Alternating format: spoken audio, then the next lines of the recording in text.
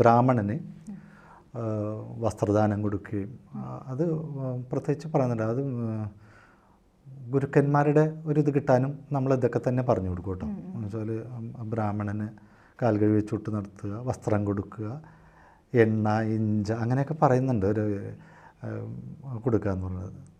അപ്പോൾ അത് വെച്ചിട്ട് ഇപ്പോൾ പഴയ പോലെ തന്നെ കാൽ കഴിച്ചിട്ട് നമ്മൾ വിളിച്ച് ഭക്ഷണം കൊടുക്കാനൊന്നും ബ്രാഹ്മണനെ കിട്ടില്ല. അപ്പം നമ്മൾ അതിനാണ് പറഞ്ഞത് മുണ്ടും ദക്ഷിണയൊക്കെ കൊടുക്കുന്നതിൻ്റെ കാര്യം അതാണ്. അപ്പോൾ ഏതൊരു കർമ്മം നടക്കുമ്പോഴും ആചാര്യന് ദക്ഷിണ കൊടുക്കുന്നതിൻ്റെ കാര്യം അത് ഉദ്ദേശിച്ചത് തന്നെയാണ്. മുണ്ടും ദക്ഷിണയും വെച്ച് കൊടുക്കുക. അപ്പോൾ ആ ദക്ഷിണയിൽ അദ്ദേഹം ഭക്ഷിച്ചോളും. വന്നിരുന്ന് നമ്മൾ ഭക്ഷണം കൊടുത്തിട്ട് കാൽ കഴിച്ചൊക്കെ ഊട്ടണം എന്നാണ്, കാൽ കഴിച്ച് ഊട്ടണം എന്നാണ് ഇത്രയും. അപ്പോൾ ഇല്ലെങ്കിൽ ഇന്ന സ്ഥലങ്ങളിലൊക്കെ ദാനം കൊടുക്കാൻ പറയും.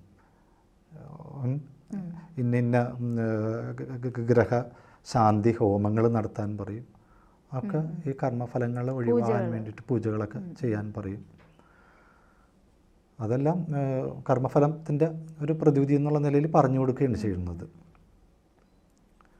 പിന്നെ ഞാൻ പറഞ്ഞല്ലോ, കർമ്മഫലം എന്ന് വെച്ചാൽ നമ്മൾ പൂർവ്വജന്മാർജ്ജനം കർമ്മ അത് നമ്മൾ കണ്ടിട്ട് നമുക്കത് അയാളങ്ങനെ ചെയ്തു എന്നൊന്നും നമുക്ക് പറയാൻ പറ്റില്ലല്ലോ. പൂർവ്വജന്മാർജ്ജനം ചെയ്തതല്ലേ, അത് നമുക്ക് ആധികാരികതയില്ല. ഇന്ന് ചെയ്തതിനെക്കുറിച്ചിട്ട് പറഞ്ഞു കൊടുക്കാം. കർമ്മഫലം ഇന്ന് ചെയ്താലും മുൻപ് ചെയ്ത് കഴിഞ്ഞാലും അതാണ്. ഒരു ജാതകം എഴുതുമ്പോൾ തന്നെ നമ്മൾ പൂർവ്വജന്മത്തിൻ്റെ ഫലങ്ങൾ അനുഭവിക്കും 12 വയസ്സ് വരെ എന്ന് പറയുന്നുണ്ട്. അതിൻ്റെ കാര്യം അത് തന്നെയാണ്. അപ്പം അതിനുള്ള പരിഹാരങ്ങളും നിർദ്ദേശിക്കും. പ്രത്യേകിച്ച് പ്രശ്നം എടുക്കുമ്പോഴത്തേക്കാണ് കൂടുതലും അതിലേക്ക് വരുന്നത്.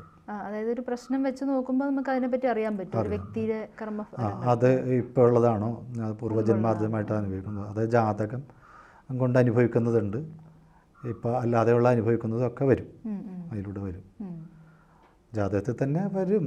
നമ്മൾ ജാതകം തന്നെ സൂചിപ്പിക്കുന്നുണ്ട് കുറേ കാര്യങ്ങൾ, നമുക്ക് അതിൽ സൂചന നൽകുന്നുണ്ട്. ഇന്ന സ്ഥലത്ത് ഇപ്പോൾ നേരത്തെ പറഞ്ഞില്ലേ, മുൻജന്മങ്ങളൊക്കെ അതിലൂടെ പറയുന്നുണ്ട്. അതായത് പൂർവ്വജന്മത്തിൽ നമ്മൾ ആരായിരുന്നു ഇനി വരാനുള്ള അത് പക്ഷെ നമുക്കിപ്പോൾ പറയില്ല.